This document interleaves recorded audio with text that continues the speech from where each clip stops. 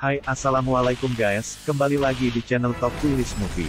Kali ini kita membahas film yang berjudul Life on the Line, merupakan film bergenre drama keluarga yang mengangkat kisah nyata perjuangan para petugas teknis listrik dalam menjalankan profesinya di lapangan. Beliau diperankan oleh aktor John Travolta, adalah seorang petugas teknis listrik yang terpaksa merawat keponakan perempuannya, Bailey, Kate Bosworth.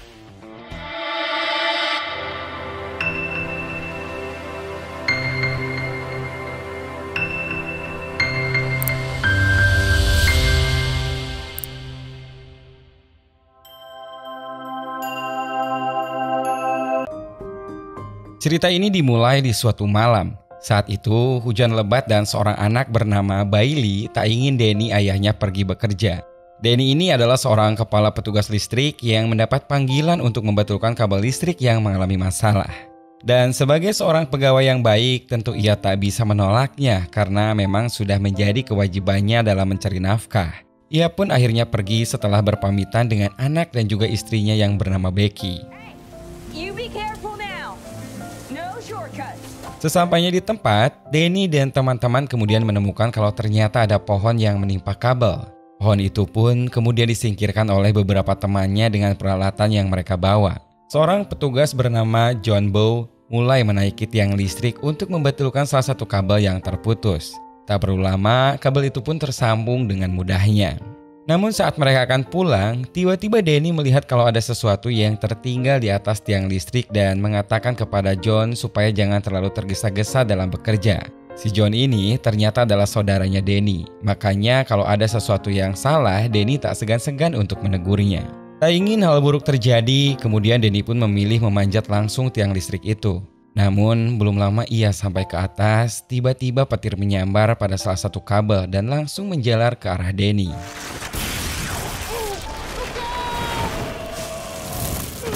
Sementara itu, di sisi lain, istri Danny yang mendengar kabar kecelakaan suaminya dengan perasaan yang tidak menentu dan bahkan terburu-buru, ia pun langsung mengemudikan mobilnya untuk menyusul Danny ke rumah sakit.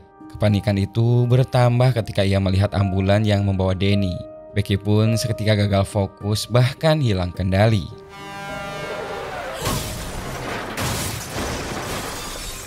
John yang tadinya menyusul ambulan dari belakang pun mendadak terhenti dan begitu shock ketika kecelakaan itu terjadi tepat di hadapan matanya. Beberapa tahun kemudian, Bailey kini sudah dewasa dan tinggal bersama John, yaitu pamannya. Di pagi itu, Bailey memberikan sebuah kue ulang tahun untuk John sembari menikmati kopi dan melihat tetangga baru mereka yang sedang mengangkut barang-barang. Bailey pun kemudian meminta pada pamannya agar dipinjamkan mobil untuk pergi bekerja. Berhubung karena hari itu hari ulang tahunnya, John pun menyetujuinya dan mereka pun memutuskan untuk pergi bersama. Saat akan berangkat, mereka berdua menyempatkan untuk berkenalan dengan tetangga baru itu. Bailey terlihat menyapa Carlin, sedangkan John menyapa Eugene yang ternyata mereka sama-sama bekerja di perusahaan yang sama namun beda bagian. Sayangnya, Eugene termasuk orang kaku dan John pun sedikit kurang suka hingga langsung saja menyudahi pembicaraan dengan mengajak Bailey untuk segera berangkat. Come on, girl. We need to get going. Okay.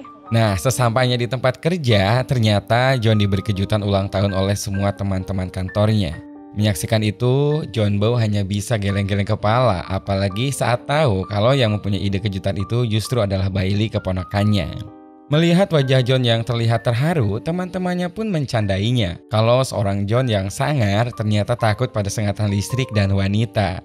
Namun John sendiri menyangkalnya karena yang ia takutkan hanyalah gardu 12, yang mana jalur listrik di gardu itu sangat berpengaruh terhadap setengah kota.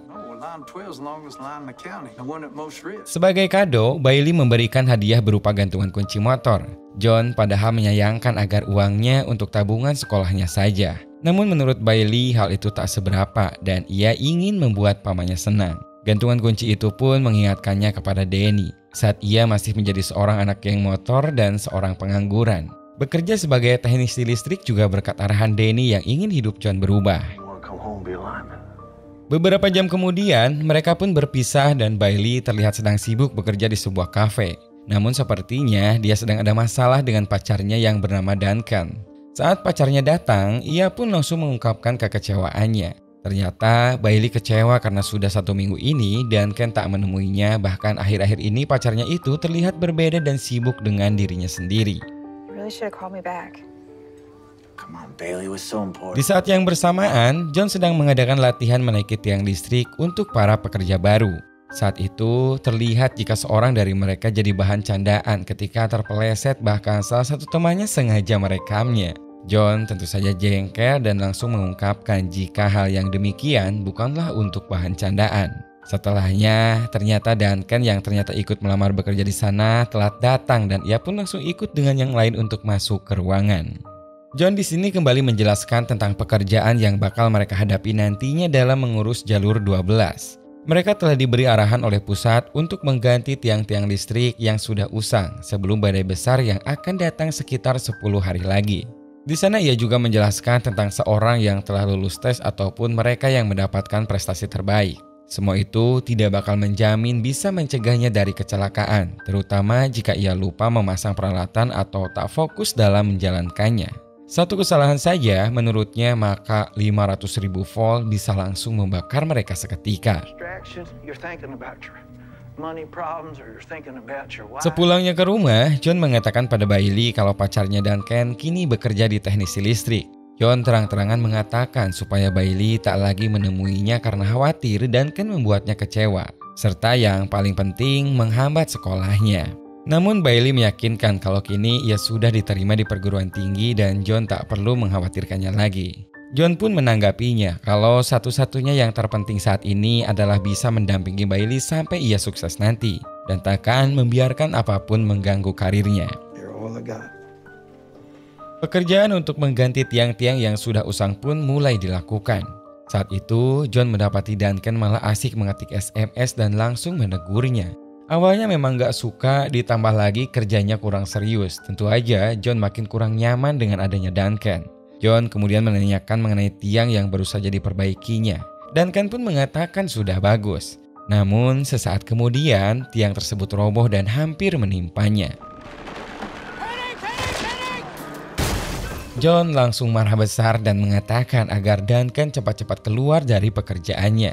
Seterusnya kita akan melihat sekilas pada keluarga Eugene yang tampaknya kurang harmonis.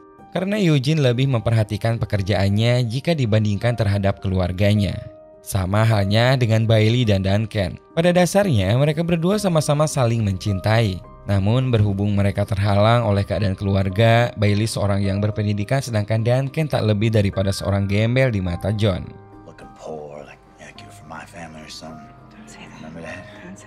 Beberapa hari kemudian, John pun terlihat ditemui oleh rekannya dari kantor elit pusat. Ia kemudian menyinggung tentang kecelakaan robohnya tiang listrik kemarin yang mengakibatkan pekerjaan jadi terlambat. Ia juga memberi perhatian agar John lebih hati-hati lagi. Merasa seolah-olah pekerjaannya dianggap enteng, John pun tentunya jadi emosi dan langsung memberikan pembelaan bahwa selama ini stafnya telah berjuang mati-matian dan siap bertaruh nyawa dalam menghadapi setiap pekerjaannya. Tidak seperti mereka yang hanya ongkang-ongkang kaki di kantor saja lalu memberikan komentar untuk menyalahkan orang lain. Emosi John kembali lagi tersulut saat ia melihat Duncan di bar. John di sini mengatakan supaya jangan pernah lagi mendekati Bailey dan mengganggu lagi kehidupannya. Sementara itu, Bailey sendiri di rumahnya sedang mengobrol dengan Carlin. Carlin pun membicarakan tentang suaminya Eugene yang berubah. Ternyata Eugene ini adalah mantan tentara yang pernah ditugaskan di Irak dan sepulangnya dari sana sepertinya Eugene ini trauma dan selalu merenung memikirkan masa-masa perangnya. Hal itu ternyata membuat Eugene kurang peduli dan juga tak pernah menyentuhnya lagi. 3 hari sebelum datangnya badai, John terlihat berada di gardu 12. Ia pun mengecek semua jalur yang nantinya akan disambungkan dengan transmisi utama.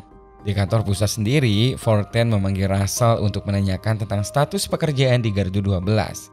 Yang mana ia merasa kalau pekerjaan John terlalu lambat dan tidak sesuai dengan jadwal.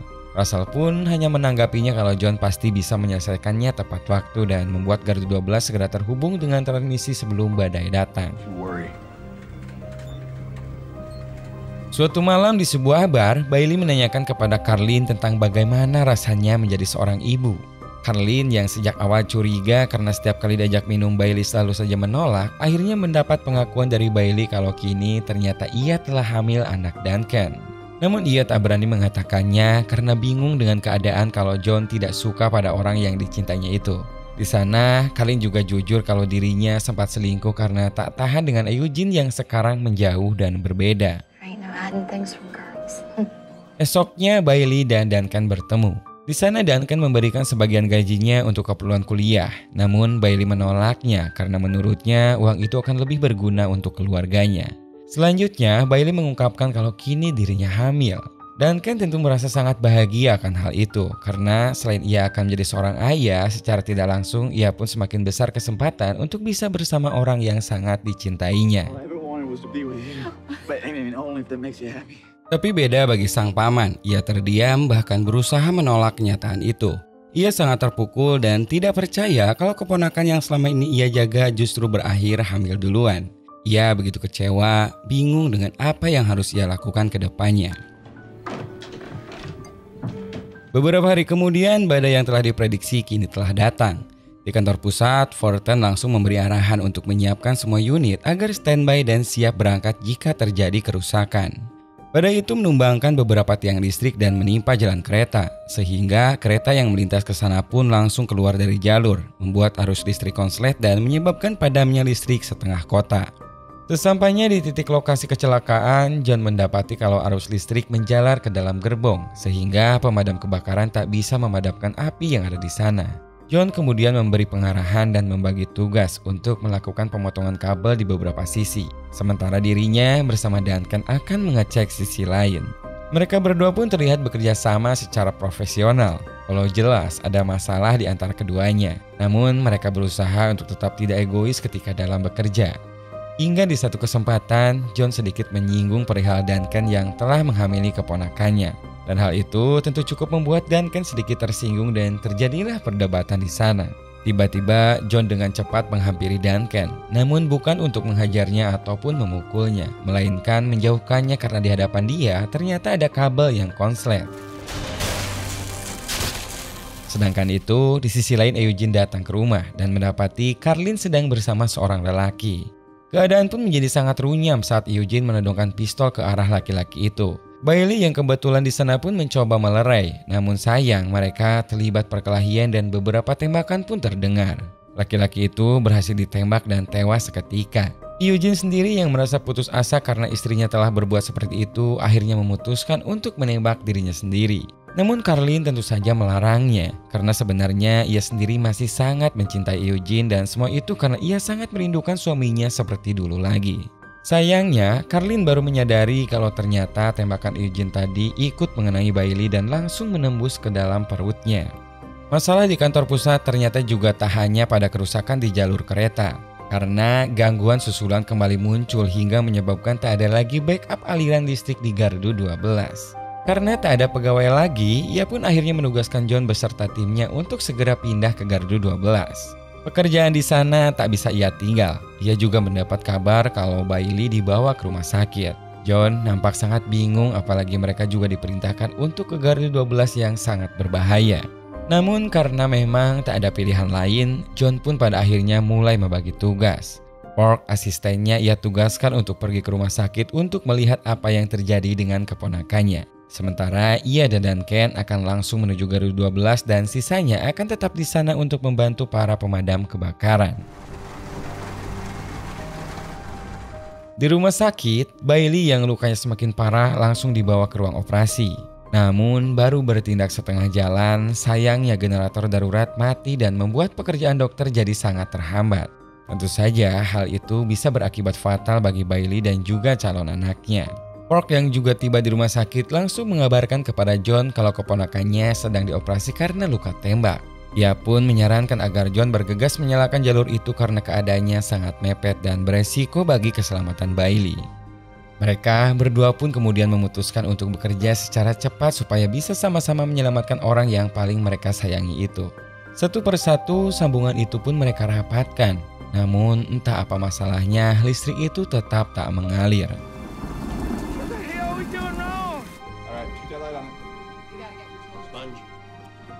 Dalam keputusasaannya, John melihat sebuah sambungan yang ternyata macet saat disambungkan dari bawah tadi. Ia pun langsung bergegas naik seorang diri walau di bawahnya Duncan tetap melarang ia melakukan hal itu. Tak ada pilihan lain, John pun tetap mencoba menyambungkan sambungan itu dan sayangnya usahanya tetap tak berhasil. John akhirnya mengambil sikap bahwa tak ada cara lagi yang bisa ia lakukan selain mengorbankan dirinya untuk menyambungkan sambungan itu. Ia akhirnya memberikan kalungnya kepada Duncan dan mengatakan agar Duncan menyampaikan rasa sayangnya kepada Bailey. Ia juga meminta maaf karena selama ini ia tak berani membuka hatinya untuk menerima Duncan. Duncan lagi-lagi sangat terkejut menyadari apa yang akan dilakukan John. Namun, John yang memang sudah membulatkan tekad akhirnya langsung menindih sambungan itu dengan tubuhnya.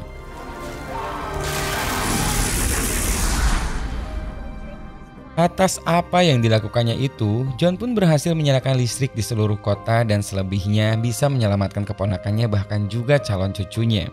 2 tahun kemudian, Duncan, Bailey, dan anaknya pergi ke sebuah monumen peringatan. Untuk mengenang jasa John dan para pekerja listrik lainnya, pemerintah pun kemudian membuat sebuah organisasi bernama Valen Lineman untuk membantu mereka para pekerja jaringan listrik yang selamat agar tetap maju, baik secara emosional, spiritual, bahkan juga ekonomi.